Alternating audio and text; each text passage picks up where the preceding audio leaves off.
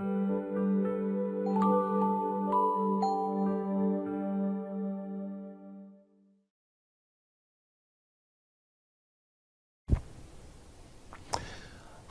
last time we were talking about the importance of daily English as a foundation for understanding any form of English, including business English. But there's an important question. Why is it that even though you can understand all of the individual words in the daily English, you can't understand the full sentence? So you've got things like dampened hopes for June's report, or a fresh snapshot of the nation's employment picture. You know what picture is, you know what fresh is, you know what nation is, but what does this whole thing mean? And this is a challenge that a lot of Chinese people have when speaking English. Well, the secret is that business English very frequently makes use of common English metaphors. And not just one or two, but there's a lot. Now let's go back to the article that we used last week. So I want you to remember this point, okay?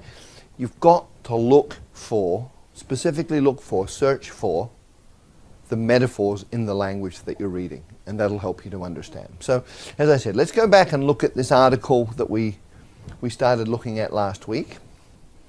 And remember to pull out all of the red technical words. Just completely delete them. So what we're left with is the black words and the blue words. The blue words, remember, are names of people, companies, places. The white spaces are those technical words, and everything else is the daily English.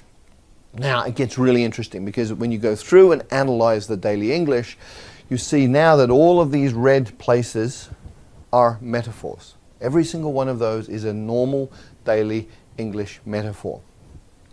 If I pull them all out and put them on the page this way, and then we look at them, there's about 10 to 15% of the article is these metaphors. Now, what's very important about these metaphors is that they don't just take up more space in the communication than the technical words do.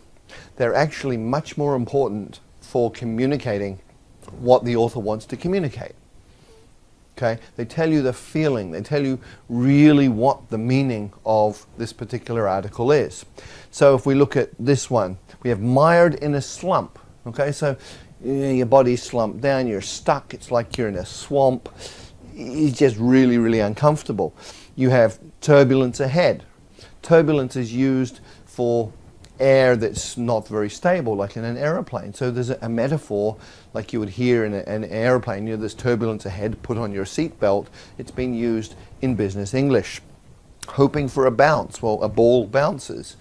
So this again is a metaphor about the economy going down and then maybe coming up again, like a ball bouncing.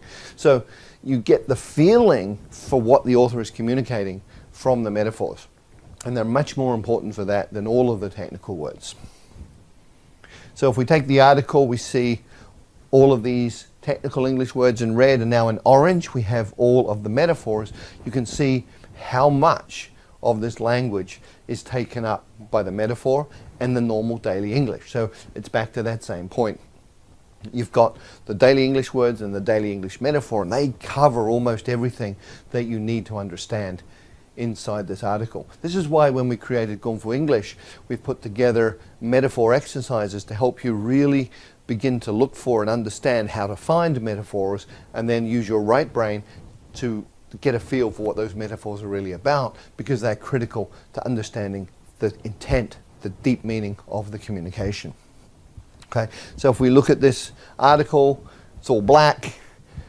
You go through it, you look for the metaphors, and this really helps you to get the flavor of the communication in the English. So remember, metaphors give you the flavor of the communication in English.